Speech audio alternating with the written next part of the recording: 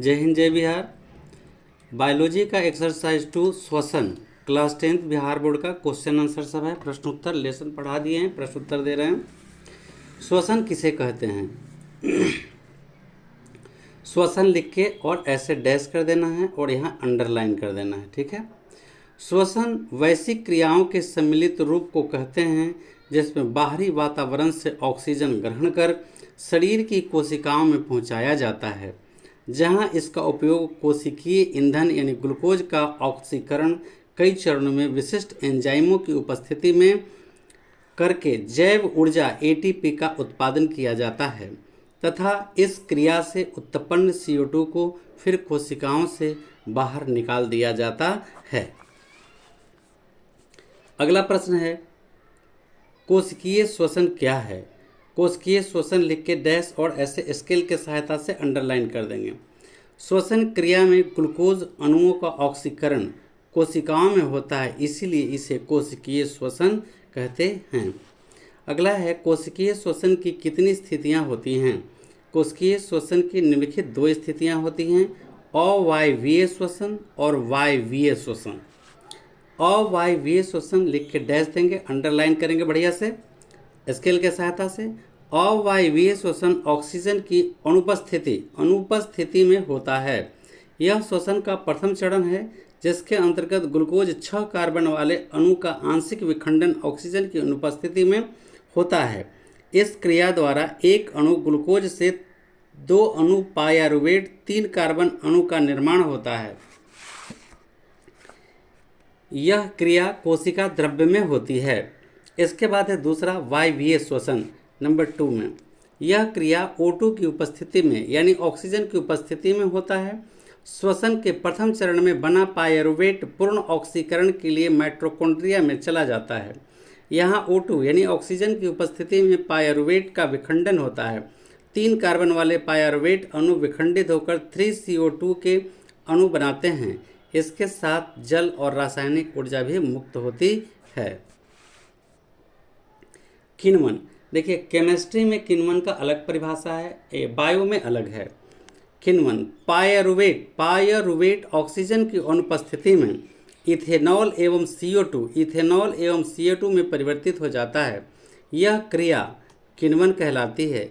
यह क्रिया यीस्ट में होता है। खिलाड़ियों को दौड़ते समय पैर में दर्द या ऐंठन क्रैम्प क्यों महसूस होता है? ऑक्सीजन के अभाव में हमारी पेशियों में लैक्टिक अम्ल का निर्माण होता है। हमारी पेशी कोशिकाओं में अधिक मात्रा में लैक्टिक अम्ल के संचय से दर्द होने लगता है। यही कारण है कि बहुत ज़्यादा चलने या दौड़ने के बाद हमारी मांसपेशियों में थकान, ऐंठन या दर्द महसूस होता है। पायरुवेट क्या है? प्रश्न है, पायरुवेट क्या है? पायरुवेट यह अवायवीय श्वसन का प्रथम चरण का हिस्सा है जिसके अंतर्गत ग्लूकोज 6 कार्बन वाले अणु का आंशिक विखंडन ऑक्सीजन की अनुपस्थिति में होता है। इस क्रिया द्वारा एक अणु ग्लूकोज से 2 अणु पायरुवेट 3 कार्बन वाले अणु का निर्माण होता है। यह क्रिया कोशिका द्रव्य में होता है। अब वायवीय एवं अवायवीय श्वसन में अंतर। वायवीय श्वसन देखिए इस तरह से डिवाइड करके ये सबको लाइन से बंद कर देंगे बढ़िया से, सुंदर लगेगा देखने में, और तब इस आंसर को लिखना है। वायवीय श्वसन, वायवीय श्वसन ऑक्सीजन की उपस्थिति में होता है। अवायवीय श्वसन ऑक्सीजन की अनुपस्थिति में होता है। वायवीय श्वसन का प्रथम चरण कोशिका द्रव्य में तथा दूसरा चरण माइटोकॉन्ड्रिया में होता है। अवायवीय श्वसन की पूरी क्रिया कोशिका द्रव्य में होती है। वायवीय श्वसन में C6H12O6 का पूर्ण विखंडन होता है यानी ग्लूकोज का पूर्ण विखंडन होता है तथा CO2 एवं H2O का निर्माण करता है। अवायवीय श्वसन में ग्लूकोज का आंशिक विखंडन होता है। यह तथा पायरुवेट, इथेनॉल या लैक्टिक अम्ल का निर्माण करता है। वायवीय श्वसन में ज़्यादा ऊर्जा मुक्त होती है, अवायवीय श्वसन में कम ऊर्जा मुक्त होती है। ये सारे क्वेश्चन बहुत इंपॉर्टेंट हैं। अगला क्वेश्चन है, पचे हुए भोजन में ऊर्जा उत्पादन के बारे में बताएं। तो आंसर है, पचे हुए भोज्य पदार्थ में ऊर्जा का उत्पादन भोजन अणुओं के ऑक्सीकरण के द्वारा होता है। यह 2 स्थिति में होती है। ऑक्सीजन की उपस्थिति में होती है जिसे वायवीय कहते हैं, इससे अधिक ऊर्जा प्राप्त होती है। ऑक्सीजन की अनुपस्थिति में होती है, जिसे अवायवीय कहते हैं, इससे कम ऊर्जा प्राप्त होती है। अगला क्वेश्चन है, भोजन से अधिक ऊर्जा प्राप्त करने के लिए क्या करना आवश्यक है? आंसर है, भोजन अणुओं से संचित ऊर्जा अधिक से अधिक प्राप्त मात्रा में मुक्त हो, इसके लिए इसका ऑक्सीकरण O2 की उपस्थिति में होना अनिवार्य है। और एटीपी का मतलब क्या होता है? एडेनोसाइन ट्रिफॉस्फेट। पौधे में श्वसन किस प्रकार होता है? पौधे में श्वसन गैसों के आदान प्रदान शरीर की सतह द्वारा विसरण क्रिया से होता है। इसके लिए ऑक्सीजन युक्त वायुमंडल से पत्तियों के रंध्रों, पुराने वृक्षों के तनों की कड़ी त्वचा पर स्थित वात रंध्रों एवं अंतर कोशिकीय स्थानों द्वारा पौधों में प्रवेश करती है। पौधों की जड़ें मिट्टी के कणों के बीच के स्थानों में स्थित हवा से ऑक्सीजन ग्रहण करती हैं। जड़ों में निकले मूलरोम जो एपिडर्मल कोशिकाओं से विकसित होती है मिट्टी के कणों के बीच फैली रहती है। इन्हीं मूलरोमों से जड़ ऑक्सीजन ग्रहण करती है तथा CO2 बाहर छोड़ देती है। रात में होता है क्रिया। पुराने जड़ों में ऐसे मूलरोम नहीं होते। जड़ों में तनों की कड़ी त्वचा की तरह वात रंध्र पाए जाते हैं, जिसमें श्वसन गैसों का आदान प्रदान होता है। अगला क्वेश्चन है, लंबे समय तक जल जमाव होने से पौधे मर जाते हैं, क्यों? वात रंध्रों के माध्यम से श्वसन गैसों का आदान प्रदान होता है। यही कारण है कि पौधे की जड़ों में जल जमाव होने से वात रंध्रों के माध्यम से गैसों का आदान प्रदान नहीं होता है, परिणामतः पौधे मर जाते हैं। जंतुओं में गैसों का आदान प्रदान किस प्रकार होता है? निम्न श्रेणी के जंतु जैसे एक कोशिकीय जीव अमीबा, पैरामीशियम में श्वसन गैसों का आदान प्रदान कोशिका झिल्ली से विसरण द्वारा होता है। निम्न श्रेणी के बहुकोशिकीय जंतु जैसे हाइड्रा में श्वसन गैसों के आदान प्रदान शरीर की सतह से विसरण के द्वारा होता है। उच्च श्रेणी के जंतुओं जैसे पक्षी, मैमेलिया को अपने यानी मनुष्य भी इसमें आता है। मैमेलिया को अपने जीवन संबंधी कार्यकलापों के लिए ज़्यादा या अधिक ऊर्जा की आवश्यकता होती है। अधिक ऊर्जा के उत्पादन के लिए इन्हें अधिक ऑक्सीजन की ज़रूरत होती है। इसके लिए इनके शरीर में विशिष्ट प्रकार के श्वसन अंग पाए जाते हैं। सामान्यतः जंतुओं में 3 प्रकार के श्वसन अंग होते हैं। श्वास नली या ट्रैकिया, यह श्वसन अंग टिड्डा तथा तिलचट्टा में पाया जाता है। दूसरा नंबर है गिल्स से मछलियाँ सांस लेती हैं गिल्स के सहारे। तीसरा है फेफड़ा से वायवीय श्वसन का उपयोग होता है, जैसे मेढक, सर्प, कछुआ, मनुष्य इत्यादि। अगला क्वेश्चन है, कीटों में श्वास नली या ट्रैकिया द्वारा श्वसन होता है, क्यों? कीटों में ट्रैकिया के द्वारा श्वसन में गैसों का आदान प्रदान रुधिर के माध्यम से नहीं होता है। यही रुधिर नहीं होता है इसमें, इसलिए श्वसन में गैसों के आदान प्रदान रुधिर के माध्यम से नहीं होता है। यही कारण है कि कीटों में रक्त में हीमोग्लोबिन या उसके कोई रंजक जिसमें O2 को बांधने की क्षमता नहीं होती है। कहने का मतलब ये है कि कीटों में हीमोग्लोबिन नहीं होता है, वो ऑक्सीजन को नहीं बांध सकता है। जब हीमोग्लोबिन है ही नहीं तो ऑक्सीजन कैसे बंध पाएगा? इसीलिए उसके पास श्वसन के लिए ट्रैकिया ही इस्तेमाल किया जाता है। कीटों में ट्रैकिया के श्वसन द्वारा गैसों का आदान प्रदान रुधिर के माध्यम से नहीं होता है, क्योंकि उसमें रुधिर होता ही नहीं है। यही कारण है कि कीटों के रक्त में हीमोग्लोबिन या उसके जैसे कोई रज्जक जिसमें O2 को बांधने की क्षमता नहीं होती है, परिणामतः कीट श्वास नली से सांस लेता है। अब देखिए, कुछ ऐसे प्रश्न हैं जिनके छोटे छोटे उत्तर जो 1-1 नंबर के पूछे जाते हैं या टिक मार्क में पूछे जाते हैं, ऐसे क्वेश्चन को मार्किंग किए हैं। जैसे श्वसन किसे कहते हैं, इसका छोटा है, उन सभी प्रक्रियाओं का सम्मिलित रूप जिनके द्वारा सजीवों में ऊर्जा का उत्पादन होता है, श्वसन कहलाता है। दूसरा है, वायवीय श्वसन किसे कहते हैं? ऑक्सीजन की उपस्थिति में होने वाला श्वसन, वायवीय श्वसन किसे कहते हैं? ऑक्सीजन की उपस्थिति में होने वाला श्वसन वायवीय श्वसन कहलाता है। अवायवीय श्वसन, ऑक्सीजन की उपस्थिति में होने वाला श्वसन अवायवीय श्वसन कहलाता है। ऐसे क्वेश्चन को हम इसलिए मार्क किए हैं कि हो सकता है कि ऑब्जेक्टिव अगर ज़्यादा पूछता है तो ऑब्जेक्टिव में देगा तो बड़ा आंसर तो शॉर्ट में ही निकाल देता है ना चुन करके। किण्वन किसे कहते हैं, ये उत्तर हम आपको बता चुके हैं पहले। नासाद्वार किसे कहते हैं? मानव में वायु के प्रवेश एवं निकास का मार्ग नासाद्वार या नाक कहलाता है। लैरिक्स या स्वरतंत्र क्या है? मानव में ग्रसनी कंठद्वार के ठीक नीचे अवस्थित एक संरचना खुलती है जो लैरिक्स या स्वरयंत्र कहलाती है। अगला, डायफ्राम क्या है? गुंबद के आकार की संरचना जो पक्ष गुहा को उदर गुहा से अलग करती है डायफ्राम कहलाती है। घ्राण क्षेत्र, घ्राण क्षेत्र किसे कहते हैं? यह मनुष्यों के नासिका के अंदर का विशेष क्षेत्र होता है जो सूंघने की क्षमता प्रदान करता है। घ्राण क्षेत्र से ही हम लोग सूंघते हैं, क्योंकि बहुत पतला नली होता है इसलिए हम लोगों के पास ज़्यादा सूंघने की क्षमता नहीं होता, और जिसमें बड़ा होता है वो ज़्यादा पैमाने पर सूंघता है। कांची क्या है? नासिका वेश्म की टेढ़ी मेढ़ी घुमावदार प्लेट की सतह की दीवार कांची कहलाती है। कोशिकीय ईंधन क्या है? ग्लूकोज को कोशिकीय ईंधन कहा जाता है क्योंकि ग्लूकोज के अणु श्वसन क्रिया में विखंडित होकर ऊर्जा उत्पादन करते हैं। अगला क्वेश्चन है, ग्लाइकोलिसिस क्या है? कोशिका द्रव्य में होने वाली यह प्रक्रिया जिसमें ग्लूकोज अणु के विखंडन के पश्चात पायरुवेट बनता है ग्लाइकोलिसिस कहलाती है। फेफड़ा किसे कहते हैं? यह मनुष्य का श्वसन अंग कहलाता है। यह दो स्पंजी गुलाबी थैलीनुमा संरचना का बना होता है जो मनुष्यों के वक्ष गुहा में पाया जाता है। गिल्स क्या है? यह मछली, सीप, झींगा इत्यादि जलीय जीवों का श्वसन अंग है, यानी गिल्स के सहारे ही ये सांस लेते हैं। ट्रैकिया क्या है? यह तिलचट्टा, टिड्ढा आदि कीटों का श्वसन अंग है। प्लूरल गुहा क्या है?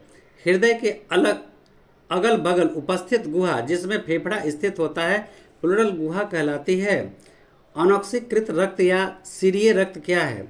अशुद्ध रक्त जिसमें अनॉक्सी हीमोग्लोबिन होता है अनॉक्सीकृत रक्त या सीरिय रक्त कहलाता है। पैराइटल फ्लूरा क्या है? फ्लूरल गुहा के चारों ओर पाए जाने वाले पहले आवरण को पैराइटल फ्लूरा कहा जाता है। कूपिका या एल्वियोलाई क्या है? फेफड़े में श्वास नलियों से विभाजित होकर होने वाली नलिकाओं के अंत में अवस्थित गुब्बारे जैसी रचनाएं जहां गैसों का विनिमय होता है कूपिका कहलाती है। एटीपी किसे कहते हैं? इनका उत्पादन शरीर के अंदर जीवित कोशिकाओं में होता है और इसे रासायनिक ऊर्जा का सार्वजनिक वाहक कहते हैं। श्वसन में विमुक्त ऊर्जा क्या है? एक अणु ग्लूकोज के पूर्ण ऑक्सीकरण से 686 किलो कैलोरी ऊर्जा विमुक्त होती है। प्रश्वास क्या है? प्रश्वास क्या है? श्वसन क्रिया के दौरान हवा का नासिका से फेफड़े तक पहुंचना, हवा के ऑक्सीजन का फेफड़े की दीवारों में स्थित रक्त कोशिकाओं में जाने की क्रिया को प्रश्वास कहते हैं। उच्छ्वास क्या है? रक्त से फेफड़े में आए कार्बन डाइऑक्साइड का फेफड़े में बची हवा के साथ नासिका से बाहर निकलना उच्छ्वास कहलाता है। श्वासोच्छ्वास किसे कहते हैं? श्वसन अंगों द्वारा वायुमंडल या जल से ऑक्सीजन ग्रहण करने और कार्बन डाइऑक्साइड को शरीर से बाहर निकालने की क्रिया श्वासोच्छ्वास कहलाती है। ऑक्सी हीमोग्लोबिन क्या है? रुधिर की हीमोग्लोबिन का ऑक्सीजन के साथ संयोग से बनने वाला ऑक्सीजन यौगिक ऑक्सी हीमोग्लोबिन कहलाता है। एटीपी विखंडन किसे कहते हैं? एक अणु एटीपी के एटीपी यहाँ है, एक अणु एटीपी के एडीपी एवं फास्फेट में टूटने पर 30.5 किलो जूल मोल ऊर्जा का विमुक्त होता है। एटीपी विखंडन कहलाता है। कोशिकीय ईंधन क्या है? श्वसन क्रिया का सभी ग्लूकोज का उपयोग करती है, अतः ग्लूकोज की कोशिका ईंधन भी कहा जाता है। श्वसन क्रिया को निम्नलिखित समीकरण से दर्शाया जा सकता है। ये देखिए श्वसन क्रिया का समीकरण देना, यहाँ पे समीकरण देना था, श्वसन क्रिया का समीकरण देना था, यहाँ पे देखिए समीकरण दिया हुआ है आपका। अब कुछ सवाल जो बड़ा है, 2-2 नंबर का ये सब है। श्वसन तथा श्वासोच्छ्वास में अंतर बताएं। श्वसन यह जीवित कोशिकाओं में संपन्न होती है तथा यह जीव रासायनिक क्रिया है। यह एक भौतिक घटना है जिसमें श्वसन गैसों का O2 एवं CO2 का आदान प्रदान होता है।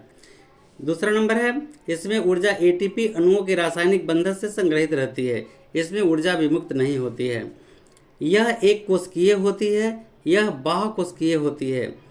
इनमें एंजाइम की आवश्यकता होती है जो ग्लूकोज अणु के पूर्ण ऑक्सीकरण के विभिन्न चरण में भाग लेती हैं और प्रक्रिया को नियंत्रित करती है। इसमें यह एक अनैच्छिक तथा अंशतः ऐच्छिक क्रिया है जिसका नियंत्रण मस्तिष्क के पश्च भाग में अवस्थित केंद्रों द्वारा होता है। देखिए ये मछली का श्वसन अंग गिल्स दिखा रहे हैं, जो ओरिजिनल प्रिंट है। ये देखिए ये ओरिजिनल प्रिंट है, मछली के श्वसन का अंग ये दिखाना है आपको, तो हम यहाँ भी दिखा दे रहे हैं और वहाँ भी हम फिगर बना के दिखाए हैं। और क्वेश्चन यहाँ से शुरू होता है, गिल्स द्वारा श्वसन किस प्रकार होता है सचित्र समझाएं। तो यहाँ भी चित्र बनाए हुए हैं, ठीक है, और वहाँ भी हम चित्र दिखा दिए, दोनों में से जो अच्छा लगेगा आप बना लीजिएगा। चलिए, मछलियों में गिल्स विशेष प्रकार के श्वसन अंग हैं जो जल में घुलित ऑक्सीजन का उपयोग श्वसन के लिए करते हैं। प्रत्येक मछली में गिल्स 2 समूहों में पाए जाते हैं। प्रत्येक समूह में कई गिल्स आगे से पीछे की ओर श्रृंखलाबद्ध तरीके से व्यवस्थित रहते हैं। हर गिल एक चपटी थैली में स्थित होती है जिसे गिल कोष्ठ कहते हैं। प्रत्येक गिल कोष्ठ में कई गिल पट्टिकाएं भी होती हैं। देखिए ये चित्र दिखाया गया है। मछलियों में जल की धारा मुख में आहार नाल के फैरिक्स में पहुंचती है। जहां जल की धारा में स्थित भोजन तो फैब्रिक्स में ग्रसनी में चला जाता है, परंतु जल अंतः क्लोम रंध्रों द्वारा गिल फेफड़ों में तथा फिर बाह्य क्लोम रंध्रों द्वारा शरीर के बाहर चला जाता है। इस प्रकार लगातार गिल्स जल के संपर्क में रहते हैं जिससे जल में घुले ऑक्सीजन गिल्स की रक्त वाहिनियों में स्थित रक्त में चला जाता है तथा रक्त का CO2 यानी कार्बन डाइऑक्साइड जल में चला जाता है। इस प्रकार श्वसन गैसों का आदान प्रदान रक्त और जल के बीच विसरण के द्वारा होता रहता है। ये बहुत इंपॉर्टेंट प्रश्न है। अब ऑक्सी श्वसन तथा अनॉक्सी श्वसन में यानी वायवीय और अवायवीय में अंतर एगो हम पहले भी दे चुके हैं और एक यहाँ भी हम दे देते हैं, छोटा बड़ा है। यह ऑक्सीजन वायवीय ऑक्सी श्वसन या वायवीय श्वसन यह ऑक्सीजन की उपस्थिति में होता है, यह ऑक्सीजन की अनुपस्थिति में संपन्न होता है। यह 2 चरणों में पूरा होता है। प्रथम चरण कोशिका द्रव्य में और द्वितीय चरण माइटोकॉन्ड्रिया में होता है। यह एक ही चरण में कोशिका द्रव्य में पूरा होता है। अगला है ग्लूकोज अणु का पूर्ण ऑक्सीकरण होता है एवं CO2 तथा जल के निर्माण के साथ साथ ATP का निर्माण करता है। ग्लूकोज का आंशिक ऑक्सीकरण होता है जिसमें एथेनॉल या लैक्टिक अम्ल का निर्माण होता है।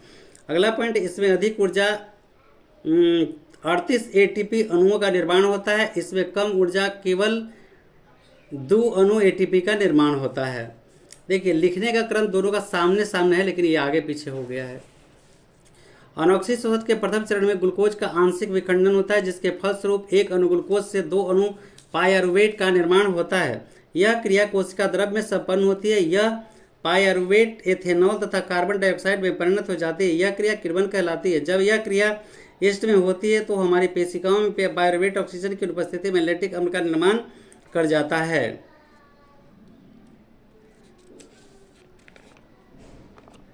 ये अंतर था। अंतर के बाद ये जो बताया यहाँ से यहाँ तक आंसर, ये क्रिया विधि है, ये कैसे होता है। ठीक है, आगे ग्लूकोज के विखंडन के विभिन्न पथों को समझाएं। ग्लूकोज 6 कार्बन वाले अणु का आंशिक विखंडन उन सर्वप्रथम 3 कार्बन वाले अणु पायरुवेट में होता है। यह प्रक्रम कोशिका द्रव्य में होता है। इसके बाद पायरुवेट ऑक्सीजन की उपस्थिति में अनुपस्थिति में विभिन्न तरल से विखंडित होता है। ऑक्सीकरण की उपस्थिति में माइटोकॉन्ड्रिया में कार्बन डाइऑक्साइड एवं जल में विखंडित हो जाता है। ऑक्सीजन की अनुपस्थिति में पायरुवेट एथेनॉल एवं कार्बन डाइऑक्साइड में विखंडित होता है। जब यह प्रक्रम यीस्ट में होता है तब किण्वन कहलाता है। ऑक्सीजन के अभाव में मानक की कोशिकाओं में पायरुवेट लैक्टिक अम्ल में परिवर्तित हो जाता है जो दर्द या ऐंठन क्रैम्प करता है या ऐंठन महसूस करता है। मनुष्य में श्वसन क्रिया का वर्णन करें। मनुष्य में श्वसन क्रिया प्रश्वास तथा उच्छ्वास क्रियाओं का सम्मिलित रूप है। प्रश्वास क्रिया में हवा नासिका से फेफड़ा तक पहुंचती है, जबकि उच्छ्वास में क्रिया में रक्त से फेफड़े से आया कार्बन डाइऑक्साइड बची हवा के साथ बाहर निकल जाता है। प्रश्वास के द्वारा हवा फेफड़ों की वायु कोशिकाओं में पहुंच जाती है। वायु कोशिकाओं के चारों तरफ रक्त कोशिकाओं का घना जाल होता है।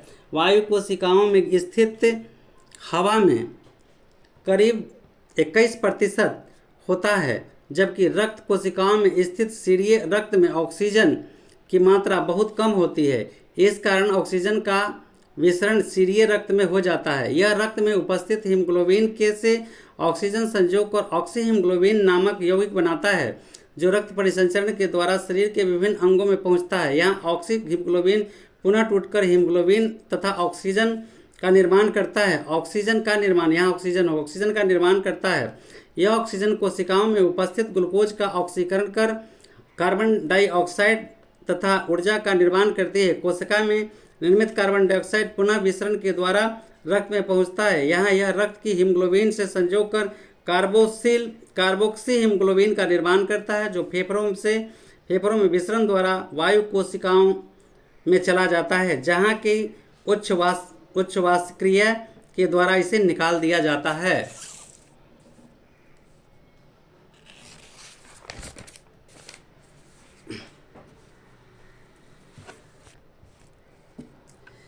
अब क्वेश्चन है, श्वसन और दहन में अंतर बताएं। श्वसन क्रिया जीवित कोशिकाओं में साधारण वायुमंडलीय तापमान पर संपन्न होती है, जबकि दहन क्रिया जीवित कोशिकाओं के बाहर उच्च तापमान पर वस्तुओं के जलाने में से संपन्न होती है। श्वसन क्रिया एंजाइमों द्वारा संचालित होती है, जबकि दहन क्रिया एंजाइमों द्वारा संचालित नहीं होती है। अगला है ग्लाइकोलिसिस की क्रिया से आप क्या समझते हैं। ग्लाइकोलिसिस ग्लूकोज अणु का कोशिका द्रव्य में विशिष्ट एंजाइमों द्वारा उत्प्रेरित चरणबद्ध प्रक्रिया है, जिसमें ग्लूकोज के आंशिक विखंडन से पायरुविक अम्ल बनता है और 2 अणु एटीपी का शुद्ध लाभ होता है। अगला है बाह्य श्वसन एवं अंतः श्वसन में अंतर बताएं। बाह्य श्वसन या अंतर श्वसन क्रिया का वह चरण जिसके द्वारा बाहरी वातावरण से ऑक्सीजन को कोशिकाओं से CO2 को बाहर वातावरण में पहुंचाया जाता है, बाह्य श्वसन कहलाता है। अंतः श्वसन चरणबद्ध जीव रासायनिक प्रक्रियाएं हैं, जिनके द्वारा कोशिकाओं में ग्लूकोज, कभी कभी वसा, उन्हें या विशेष परिस्थिति में एमिनो अम्ल में के ऑक्सीकरण से ऊर्जा का उत्पादन होता है। मछली, मच्छर, केंचुआ और मनुष्य के मुख्य श्वसन अंगों के नाम लिखें। जीव जो है वो जीव और श्वसन, मछली गिल्स से सांस लेती है, मच्छर ट्रैकिया से, केंचुआ त्वचा से और मनुष्य फेफड़ा से। श्वसन की परिभाषा तो हम आगे दे चुके हैं। अब देखिए श्वासोच्छ्वास से क्या समझते हैं। श्वसन अंगों द्वारा वायुमंडल या जलमंडल में ऑक्सीजन ग्रहण करने और CO2 को शरीर के बाहर छोड़ने की क्रिया को श्वासोच्छ्वास कहते हैं। मानव शरीर में हीमोग्लोबिन की कमी से क्या परिणाम हो सकते हैं। रक्त में हीमोग्लोबिन ही वह वर्णक है जो फेफड़ों से ऑक्सीजन को ऑक्सी हीमोग्लोबिन के रूप में संयोजित कर कोशिकाओं ऊतकों तक पहुंचाने का काम करती है। एक सामान्य मनुष्य में इसका सामान्य स्तर 12 से 18 होता है। इसकी कमी से व्यक्ति श्वसन संबंधी कठिनाइयां, थकावट एवं ऊर्जा की कमी महसूस करता है। बहुकोशिकीय जीवों में ऑक्सीजन की आवश्यकता की पूर्ति हेतु विसरण की क्रिया पर्याप्त नहीं है। क्यों? बहुकोशिकीय जीवों में जीवन संबंधी कार्यकलापों के लिए अधिक ऊर्जा की आवश्यकता होती है। अधिक मात्रा में ऊर्जा उत्पन्न के लिए इनकी अधिक ऑक्सीजन की जरूरत होती है। जरूरत को पूरा करने के लिए इसमें विशिष्ट प्रकार के श्वसन अंग विकसित होते हैं। यही कारण है कि उनमें विसरण क्रिया द्वारा ऑक्सीजन आपूर्ति नहीं हो पाती है। किण्वन किस प्रकार श्वसन है, यह कहाँ होता है? किण्वन एक प्रकार का अवायवीय श्वसन है, जिसमें यीस्ट द्वारा पायरुवेट को एथेनॉल एवं CO2 में परिवर्तित कर दिया जाता है। यह यीस्ट कोशिकाओं के द्वारा जाइमेज एंजाइम के स्राव के फलस्वरूप संपन्न होता है। अगला है श्वसन और प्रकाश संश्लेषण में अंतर बताएं। श्वसन एक उपचयी प्रक्रम है जिसमें ग्लूकोज का विखंडन होता है, जबकि प्रकाश संश्लेषण एक उपचायी प्रक्रम है जो ग्लूकोज का संश्लेषण होता है। श्वसन की क्रिया में ऑक्सीजन का इस्तेमाल होता है, जबकि प्रकाश संश्लेषण की क्रिया में कार्बन डाइऑक्साइड का इस्तेमाल होता है। श्वसन जैव ऊर्जा उत्पादन का एकमात्र साधन है, जबकि प्रकाश संश्लेषण भोजन उत्पादन का एकमात्र साधन है। अत्यधिक व्यायाम के दौरान खिलाड़ी के शरीर में क्रैम्प क्यों होता है? अत्यधिक व्यायाम करने के दौरान खिलाड़ी के पेशी कोशिकाओं में ऑक्सीजन का अभाव हो जाता है। इसके परिणाम स्वरूप ग्लूकोज का आंशिक विखंडन होता है एवं लैक्टिक अम्ल का निर्माण होता है। पेशियों में अधिक मात्रा में लैक्टिक अम्ल के संचयन के कारण शरीर में क्रैम्प या ऐंठन होता है। इंपॉर्टेंट क्वेश्चन है। श्वसन के लिए ऑक्सीजन प्राप्त करने के लिए जलीय जीव की अपेक्षा स्थलीय जीव किस प्रकार लाभ की स्थिति में होते हैं? और जलीय जीव श्वसन में जल में घुली ऑक्सीजन का उपयोग करते हैं। वायु में उपस्थित ऑक्सीजन की तुलना में जल में घुली ऑक्सीजन की मात्रा काफ़ी कम होती है। जलीय जीव के अपने जीवन संबंधी कार्यकलापों के लिए ज़्यादा ऊर्जा की आवश्यकता होती है। इसमें श्वसन के लिए विशिष्ट श्वसन अंग पाए जाते हैं जो वायु से ऑक्सीजन प्राप्त कर लेते हैं। इस प्रकार जलीय जीव की तुलना में स्थलीय जीव श्वसन के लिए ऑक्सीजन प्राप्त करने की दिशा में लाभप्रद स्थिति में होते हैं। रंध्र और वात रंध्र क्या है? श्वसन में इनकी क्या भूमिका है? पौधे की पत्तियों की सतह पर पाए जाने वाले सूक्ष्म छिद्रों को रंध्र कहते हैं, जबकि पुराने वृक्षों के तनों की कड़ी त्वचा पर मृत कोशिकाओं के बीच पाए जाने वाले छिद्रों को वात रंध्र कहते हैं। जैसे खाल होता है ना, छल कोई या किसी भी पेड़ का। रंध्र और वात रंध्र दोनों ही पादपों में ऑक्सीजन के प्रवेश द्वार होते हैं, जिस विसरण क्रिया द्वारा पौधे में श्वसन गैसों का आदान प्रदान इन्हीं छिद्रों से होता है। कार्बन मोनोऑक्साइड गैस को विषैली गैस क्यों को माना जाता है? रक्त में कार्बन मोनोऑक्साइड गैस CO को हीमोग्लोबिन के साथ संयोजन की क्षमता ऑक्सीजन से अधिक होती है, जिसके परिणाम स्वरूप हीमोग्लोबिन के साथ ऑक्सीजन का संयोग नहीं होने देता है। इसके फलस्वरूप रक्त की ऑक्सीजन वाहक क्षमता समाप्त हो जाती है और शरीर के ऊतकों को ऑक्सीजन के अभाव में मृत्यु तक हो जाता है। इसलिए CO को एक विषैली एवं प्राण घातक गैस के रूप में माना जाता है। श्वसन के द्वितीय चरण का संक्षिप्त वर्णन करें। श्वसन का द्वितीय चरण मुक्त ऑक्सीजन की उपस्थिति में कोशिकाओं के माइटोकॉन्ड्रिया में संपन्न होता है। इसमें विभिन्न ऑक्सीकारक जीव रासायनिक अभिक्रिया विशिष्ट श्वसन एंजाइमों द्वारा पूर्ण होती है। इसमें ग्लूकोज के पूर्ण ऑक्सीकरण के फलस्वरूप अधिक मात्रा में जैव ऊर्जा मुक्त होती है। इस चरण में प्रतिक्रिया एक चक्रीय क्रम में चलती है, जिसे क्रेब्स चक्र कहते हैं। मनुष्य में ऑक्सीजन तथा कार्बन डाइऑक्साइड का परिवहन कैसे होता है? मनुष्य के शरीर में ऑक्सीजन तथा कार्बन डाइऑक्साइड गैस का परिवहन रक्त में उपस्थित हीमोग्लोबिन नामक वर्णक की मदद से होता है। यह वर्णक फेफड़ों के वायु कोष में उपस्थित वायु से ऑक्सीजन को ग्रहण कर इसे शरीर के विभिन्न कोशिकाओं में विसरित कर देता है। पुनः यह उपापचय क्रिया के फलस्वरूप उत्पन्न कार्बन डाइऑक्साइड गैस को ग्रहण कर रक्त परिवहन के द्वारा फेफड़ों तक पहुंचाया जाता है। फेफड़ों द्वारा कार्बन डाइऑक्साइड को गैस शरीर से बाहर निकाल दिया जाता है नासिका के द्वारा। अगला क्वेश्चन है, श्वसन के प्रथम चरण का संक्षिप्त वर्णन करें। श्वसन का प्रथम चरण कोशिका द्रव्य में एंजाइम की उपस्थिति में जैव रासायनिक अभिक्रियाओं की श्रृंखला द्वारा संपादित होता है। यह ऑक्सीजन की उपस्थिति में भी हो सकता है, जिसके अंत में सामान्यतः पायरुविक अम्ल बनता है। जीवाणु और पेशीय कोशिकाओं में लैक्टिक अम्ल और यीस्ट कोशिकाओं में एथेनॉल बनता है। इसमें ग्लूकोज के आंशिक विखंडन के कारण ऊर्जा बहुत कम मात्रा में मुक्त होती है। अगला प्रश्न, स्टोमाटा किसे कहते हैं और वे कहाँ उपस्थित रहते हैं? पत्तियों या पौधों के अन्य हरे भागों की सतह पर पाए जाने वाले छोटे छोटे छिद्रों को स्टोमाटा या रंध्र कहते हैं। इनका कार्य पौधों में गैसों का आदान प्रदान करना होता है। इनमें CO2 एवं O2 का आदान प्रदान विसरण नियम द्वारा होता है। अगला क्वेश्चन है, ग्लूकोज के ऑक्सीकरण से विभिन्न जीवों में ऊर्जा प्राप्त करने के विभिन्न मार्ग क्या हैं? ग्लूकोज के ऑक्सीकरण से विभिन्न जीवों में ऊर्जा प्राप्त करने के विभिन्न मार्ग निम्नलिखित हैं। ये देखिए ग्लूकोज यहाँ कोशिका द्रव्य में है, ये पायरुवेट में टूटा और ATP ऊर्जा मिला। अब ये जब टूटा 3 खंड में, तो क्या ऑक्सीजन की उपस्थिति में हुआ पहला खंड, और इसमें जाइमेज की उपस्थिति में ईस्ट में एथेनॉल और CO2 प्राप्त हुआ। दूसरा ऑक्सीजन के अभाव में, तो ये ऑक्सीजन के अभाव में हुआ है तो लैक्टिक अम्ल का निर्माण हुआ है। और तीसरा ऑक्सीजन की उपस्थिति में जब हुआ है तो कार्बन डाइऑक्साइड, जल और ऊर्जा प्राप्त हुआ है। श्वसन की परिभाषा दें, तो श्वसन की परिभाषा हम आगे दे चुके हैं। अब ये एक एक नंबर का जो कुछ क्वेश्चन है हो सकता है टिक मार्क में आ सके। एटीपी क्या है? एटीपी या एडिनोसिन ट्राइफॉस्फेट एक विशिष्ट यौगिक है जो सभी जीवों में कोशिका में ऊर्जा का वाहक एवं संग्राहक होता है। NADP का पूरा नाम, NADP का पूरा नाम निकोटिमाइड एनिन डाई यूक्लियोटाइड फास्फेट है।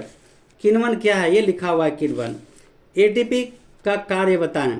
एटीपी के कार्य कोशिकाओं के अंदर ऊर्जा का संवहन एवं संचयन करता है। विभिन्न रसायनों का संश्लेषण इन्हीं सहायता से होता है। यह कोशिका का प्रमुख अवयव है।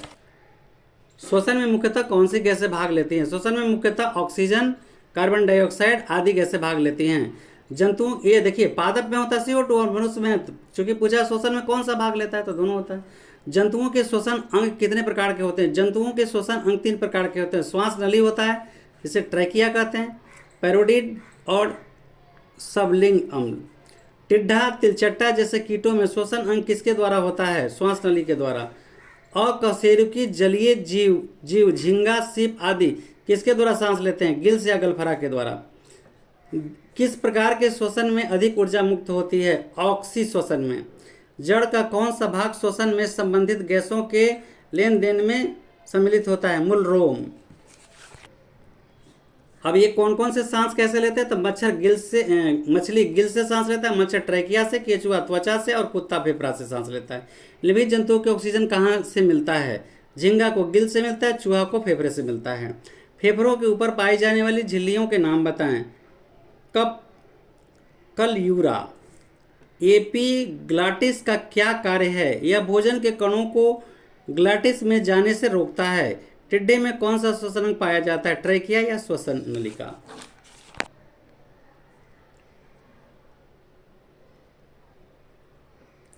केचुआ किस अंग से सांस लेता है? केचुआ त्वचा से सांस लेता है।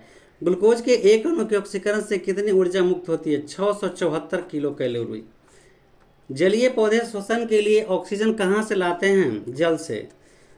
पुष्पी पौधे श्वसन के लिए ऑक्सीजन कहाँ से लाते हैं? पत्तियों में वात रंध्र एवं तनों से, लेटिसेल से। सरीसृप में श्वसन क्रिया किस अंग से होता है? फेफड़े द्वारा। ट्रैकिया की दीवारें हवा नहीं रहने पर क्यों नहीं पिचकती?